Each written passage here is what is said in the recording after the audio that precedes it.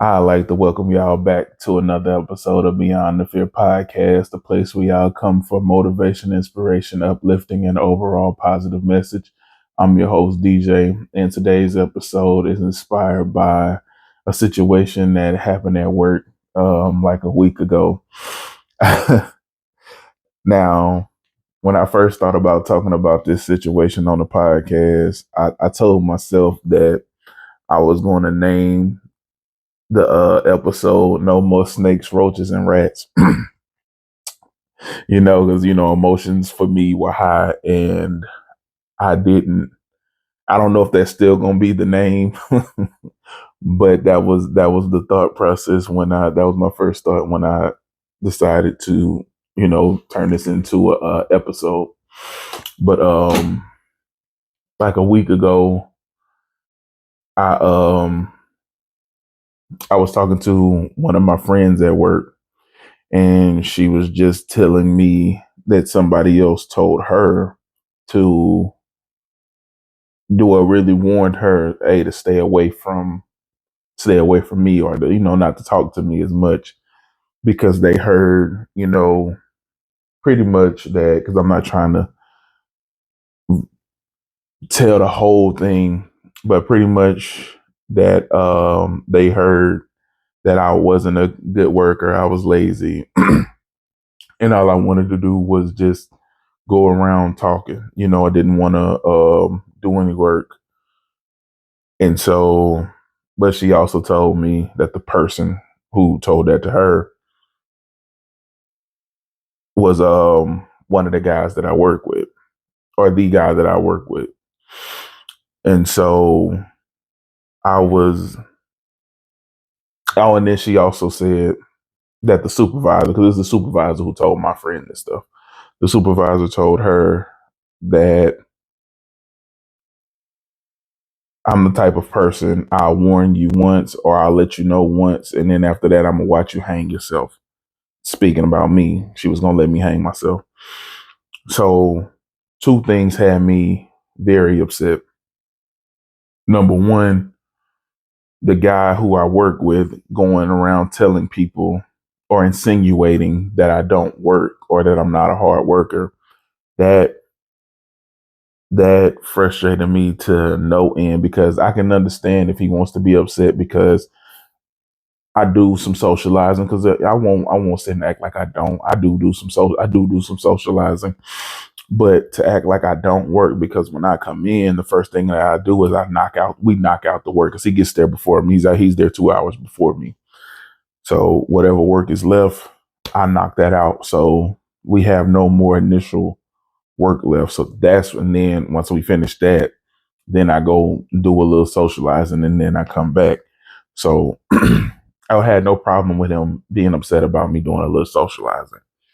Cool, because he had even said something to me about it before. So I don't do nowhere near as much as I used to do, because I used to be crazy with it. So I'm not mad. So I wasn't mad at him for saying that part. That part I understood, because we had already talked about it. And trust me, I cut down the amount of socializing that I did, because we had to talk, and, just out of respect.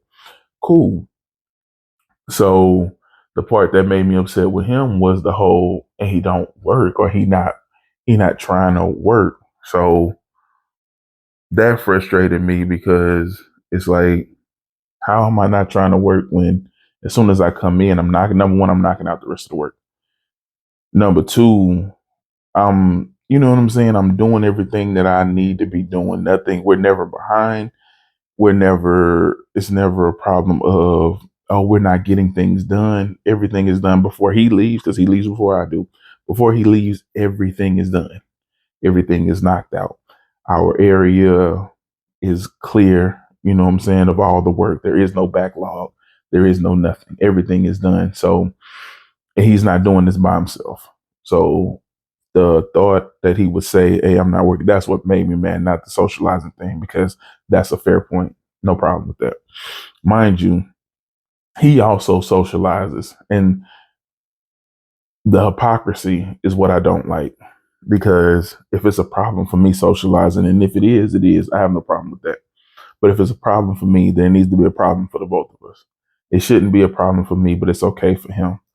And so when my friend brought that up, like, hey, he socializes too, the other guy, she was told, well, he works, the other guy works. DJ don't like to work. DJ don't like to come from back there in his office. Okay. So first the problem was I'm outside the office at the store socializing too much. And now the problem is I don't want to leave the office and go to work and go do work. It can't be both. So so that had me frustrated. The part with the supervisor that had me frustrated was, okay, you just gonna wait for me to hang myself and not say anything because you, again, the way she presented it to my friend was because I had already said something to DJ. And if she had, it wouldn't have bothered me because I'm like, okay, you did say something to me. I'm not listening. Cool. If I hang myself, I hang myself because that's fair. You have said something to me. She never said a word to me, but she made it seem to my friend that she did. And so that made me look at her very differently because it's like, okay, you smiling in my face, laughing, joking, all this stuff, but this whole time you waiting on me to quote unquote hang myself when you never said anything to me. Okay, now that's got me looking at you differently. I'm not even looking at you the same because, mind you, I never thought me and the supervisor or me and the guy that I work with, I'm not looking at us like we the best of friends and oh, we hang out. None of that. But but am looking at it like there's enough respect there to where if you are hearing something or if you are feeling a way and it could cost me my job, come talk to me. And that's why I said, as far as the socializing part, I wasn't mad because the guy that I work with did come to me and I have cut it out. Like I've cut it, not all the way out, but as much socializing as I was doing, I'm no longer, I was no longer doing that much socializing at all. But I'm not going to say act like I wasn't doing any. But my thing has always been, you know, I'm gonna check the temperature. So when I see him out there socializing, it's like, all right, cool. I go to work. If I'm in the middle of something, I go do what I do. I don't bother him. I don't knock him. I don't do nothing. I let this man do what he do because at the end of the day, the work is getting done. He's not putting me in a situation. And sometimes it does. Sometimes he goes out and it does put me in a situation. But even then, cool. You know what I'm saying? I'll knock it out. It's not a problem because I'm thinking the type of that's how we're gonna work it. Like there are gonna be times where I'm put in a situation because you want to socialize. All right, cool. And then you handle it for me sometimes. Cool. You know what I'm saying? So that's how I'm looking at it. So when I hear him talking all of this, again, not the socializing part, but the fact that I don't work, that's what triggered me with him. And then the thing that triggered me with the supervisor is you smiling in my face, but this whole time, at least I'm thinking the way it's sounding, you hoping for my downfall or you waiting for my downfall and you've never said a word to me. Cool. So now I don't say I have no words for, first of all, let me back up. So when I hear all of this and I go back to my office area, I'm heated. I'm ready to say something to everybody. I'm ready to say something to him, to her, just everybody. I'm ready to just say something. I'm ready to just go off. So my friend was like, nah, don't do that because the only way for you to know what she said is if I told you. And you know what I'm saying? So don't throw me under the bus. So I'm like, all right, cool. But I mean, I'm just heated. So I'm just back there, just heated, you know what I'm saying? I'm frustrated and I know I'm going to say something because, I'm just letting it build and I'm letting it build. And as we've talked about on the show, with my mind, I hold on. I hold on to things, and so I just, in my mind, I just knew something bad was going to happen. Right. Well, not saying I knew, but I figured if I keep doing this, something bad going to happen. So first thing I did was like I called my mom because one thing I don't know about my mom, she ain't finna be on that rah rah. She ain't finna be on that. Yeah, she gon' be able to calm me down. She's gonna be able to point me in the right direction. She's gonna be able to get me thinking right, get me back into a calm state because in that moment I felt again, like I said, it's not so much that like they were supposed to be some of my closest friends or anything, but I felt like we had the type of bond or the type of work relationship where if you felt a way about me, come talk to me. And even if you went to, and even if the guy that I worked with went to the supervisor and said something, cool. You say how you feel about the socializing, but don't sit here and say that I don't work and that I'm lazy because stuff like that can get into the wrong person can hear stuff like that. And now, you know what I'm saying? You never know what happened behind that because you just mad because I'm doing some socializing. And instead of you just saying, nah, I'm mad because he's socializing, you just putting it like he's socializing and not doing work. You know, he's not doing his part. He's not doing his share. He's not doing his fair share of the work and of the lifting. So you're painting the wrong picture. So that's what had me upset with him. And then, like I said, I explained what had me upset with her. So, I had to call my mom and, get, I just needed calmness. I need somebody who I knew wasn't going to stir up that frustration in me, who wasn't going to make it worse, who wasn't going to add gas to the fire. And, we talked for about 10 minutes or 15 minutes. I don't know. We were just on the phone and I could feel myself calming down. So we got off the phone because she was at work as well.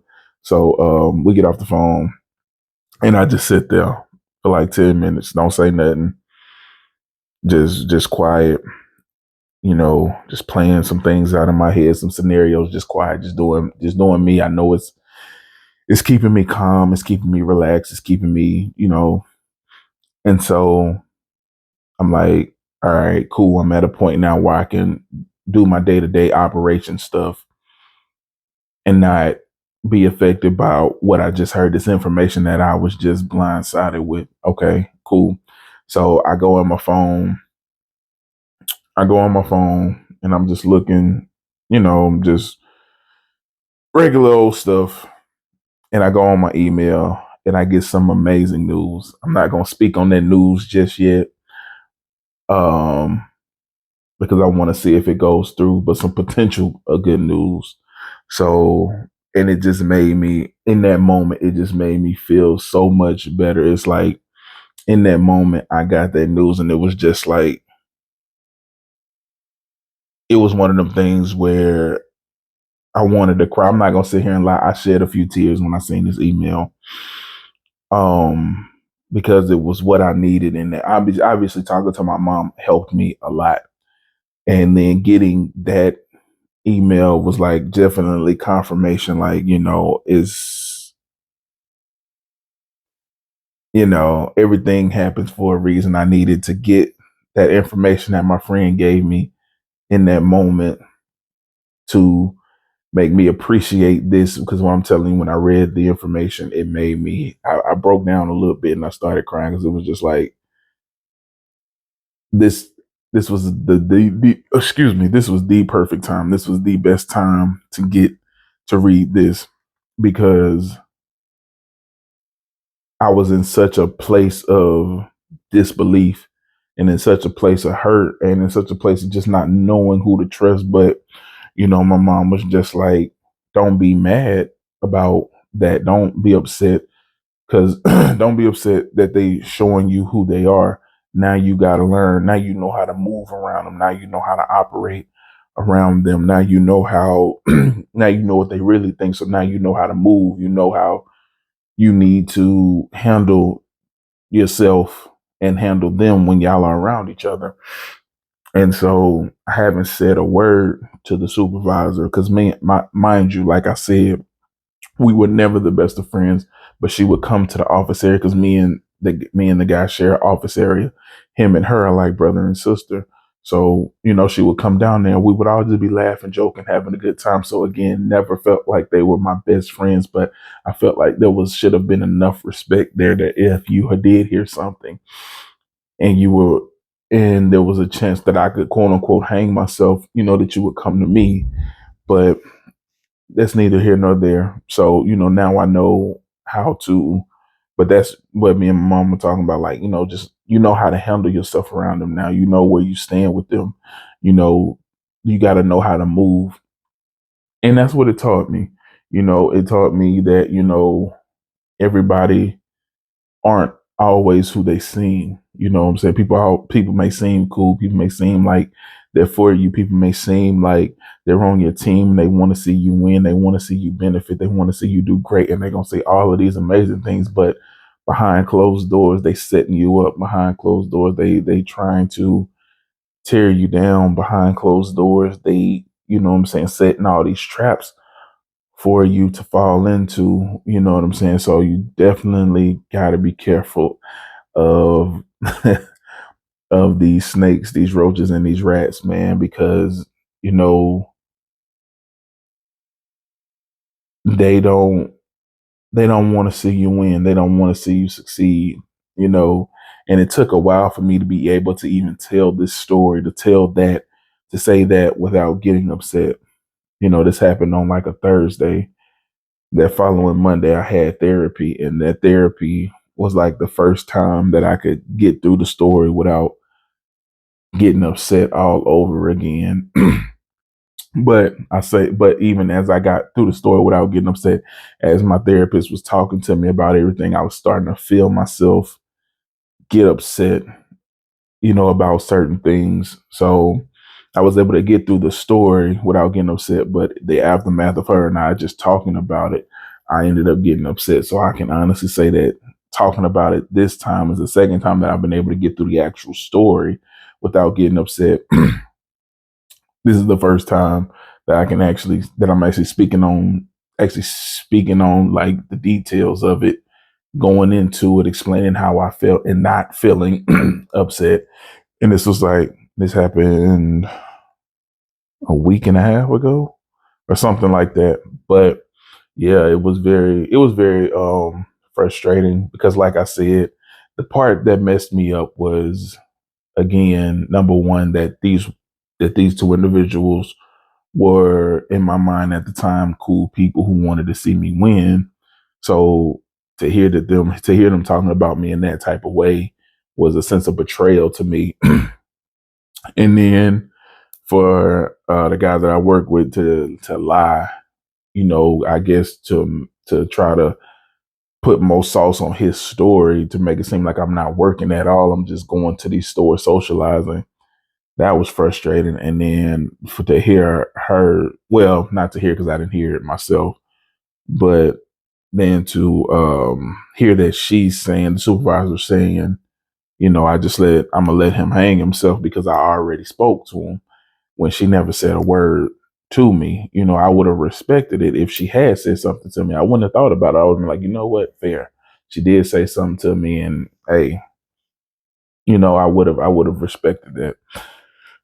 But I was very frustrated, and like I haven't said anything to the supervisor, and I really don't plan on it if I don't have to, because I don't. How can I put this?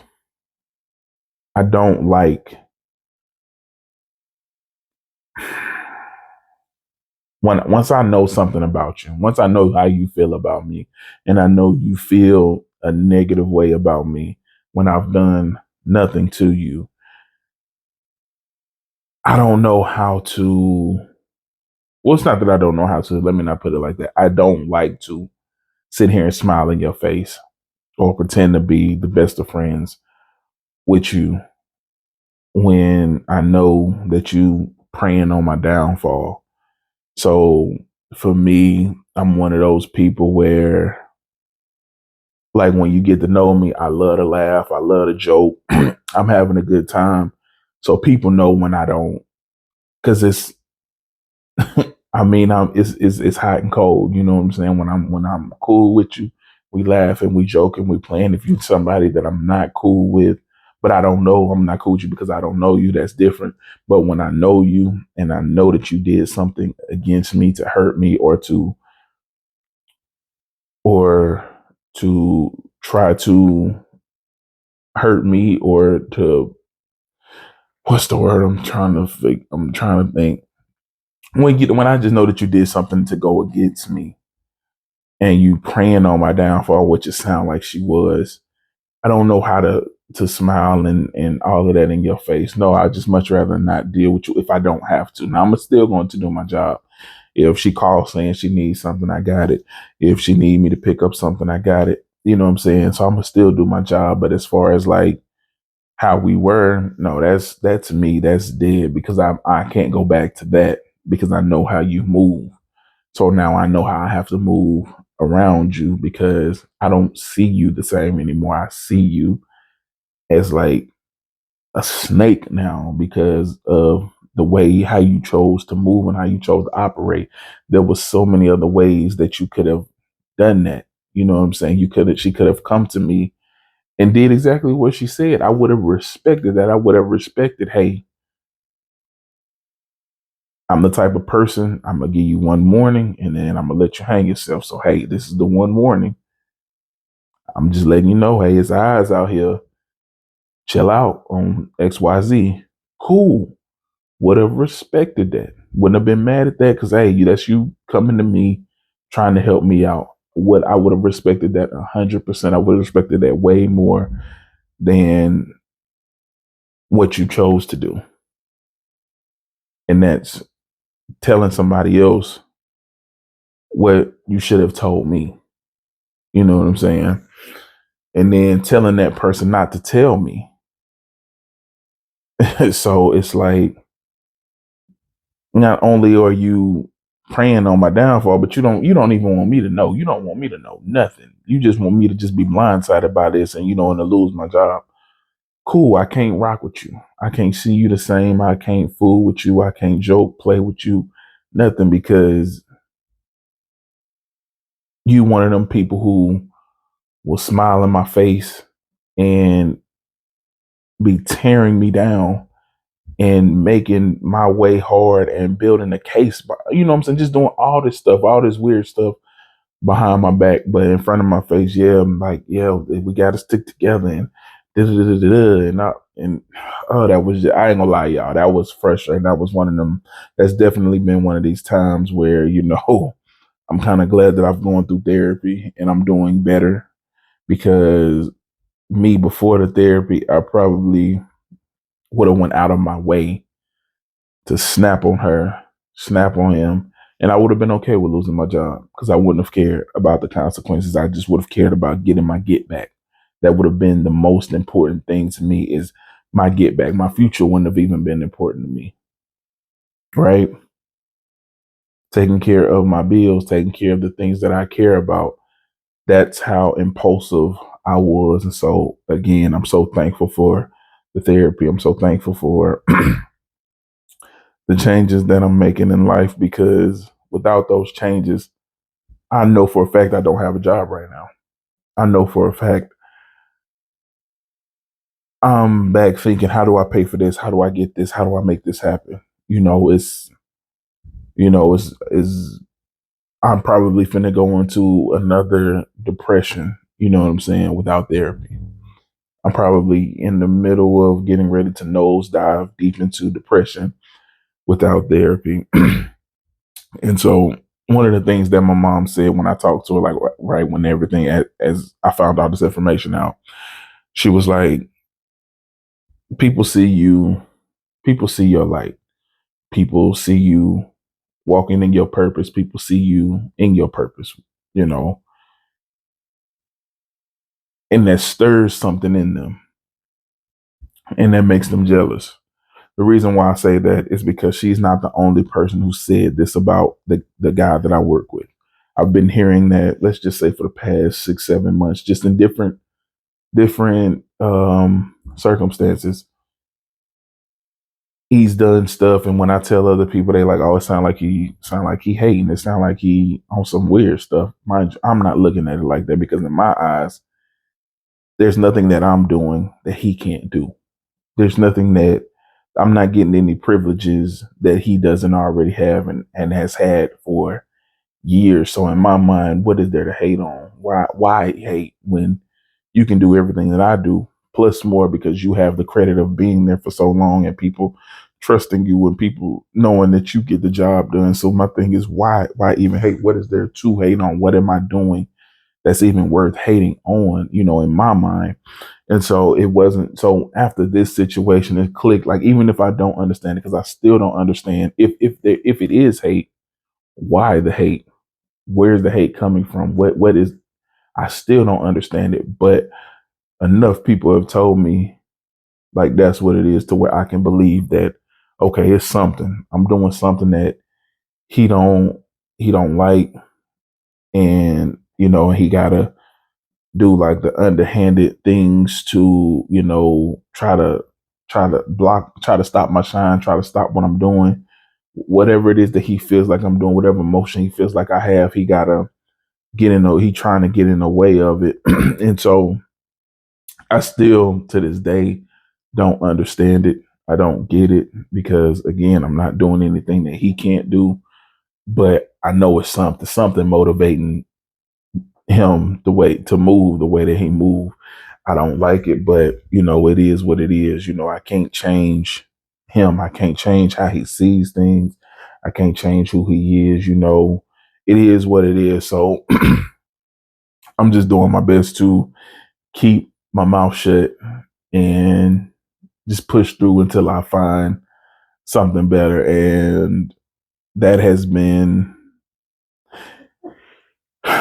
that's been one of the hardest, but as crazy as it may sound, one of the most satisfying things that I've done in a long time is just sticking it out. The reason why it's been hard is because, I still, these emotions, every time I see him or every time I see her, you know what I'm saying? It's not as bad, but just being honest and transparent, there is still that buildup of that a little anger, a little frustration still does build up a little bit. It's nowhere near as much as when it happens, but it's still there. Just being completely transparent, it's still there. I'm not gonna say act like I see them and it's just like it is, but don't bother me. No, it's still in the back of my head. Like I know what you did. I know what you said.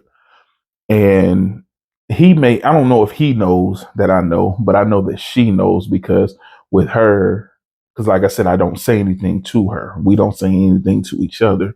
She don't speak to me. I don't speak to her. She turned her head one way. I turn my head the other. So she completely knows that I know. I don't know if he knows, but since they're like brother and sister, I'm sure that he knows. But so that's why it's been hard because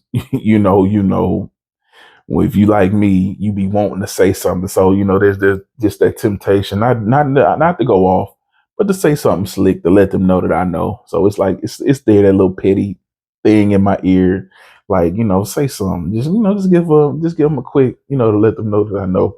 So that's there, and but when I say satisfying or gratifying, it's because I know that it's working. I know that my therapy is working.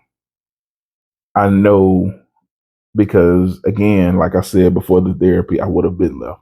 I would have said what I needed to say and I would have left and I would have quit my job. Or if I didn't want to say what I want to say or I didn't want to confront them, I just would have just quit and would have never gone back. And it's like just to know that quitting didn't even cross my mind. Snapping did, what saying something did. And if it led to me snapping, then I snapped. But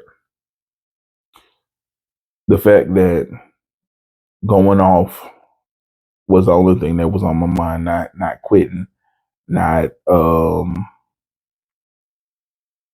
not just saying, F this job, I'm done with it.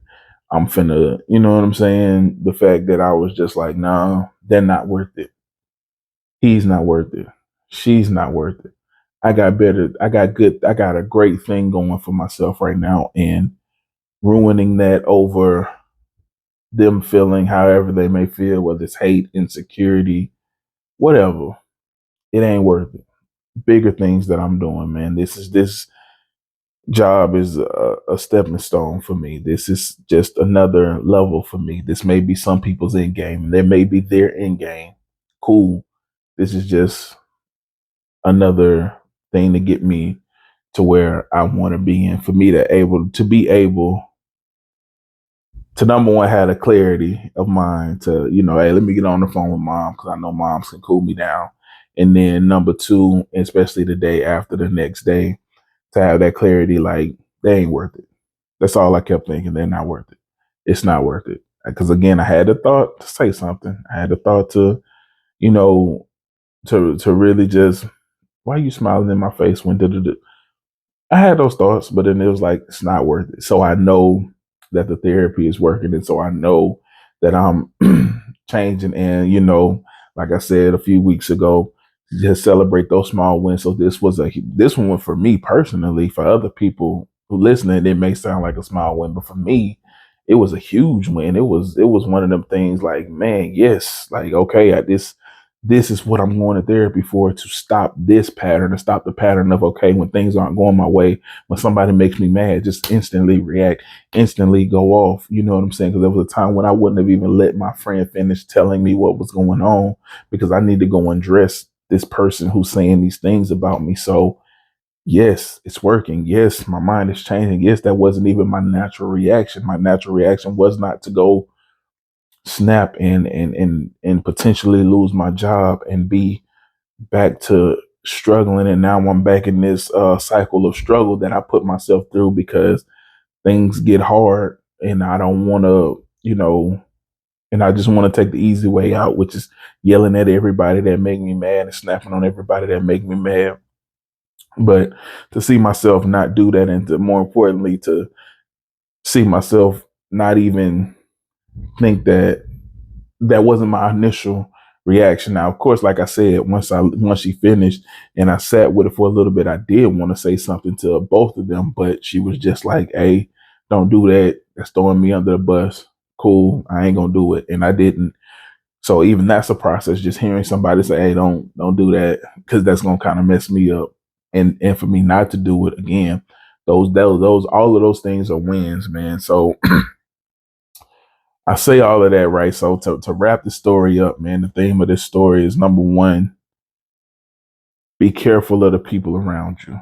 Be careful who's around you. Understand that everybody that smiles in your face is not your friend. That don't make them your friend. So just be careful about the people that you have around you, the people that you have in your circle. Be careful about the people that you're telling your plans to, people that that you including in all of your moves and what you plan on doing. Just be careful because you never know who they're going back feeding information to, and you never know what they're saying about you. So just be careful. And even when you find those things out, before you react, ask yourself, is whatever you're thinking about doing, is it worth it? What are the consequences of the whatever it is that you're about to do, or whatever it is you're thinking you're about of doing? What are the consequences, and are the consequences worth it? So, these are questions that you got to ask yourself, but definitely start being careful and being mindful of the people that you have around you and who you telling all of your moves to.